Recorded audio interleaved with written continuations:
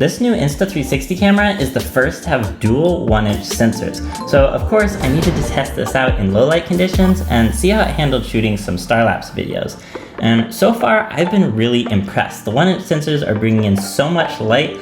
I'm not seeing any noise in these videos, which is absolutely incredible for an action camera, especially for a 360 action camera. It's really high resolution. You can zoom way in on these without losing quality, and every single frame in these videos is saved as a high resolution still image as well. Because when this camera is set to star-lapse mode, it actually takes 21 megapixel photos for every single frame in the video.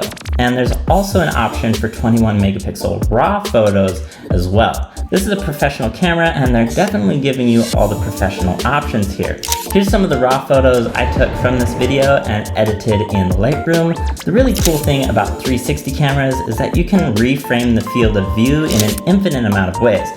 So just from one single star-lapse video, I was able to create dozens of different photos and videos that all look slightly different. This is a really great camera. I definitely recommend it. If you want one, links for it in the description below. Go watch some of the other videos I've made about it right over here, and I'll see you in the next one.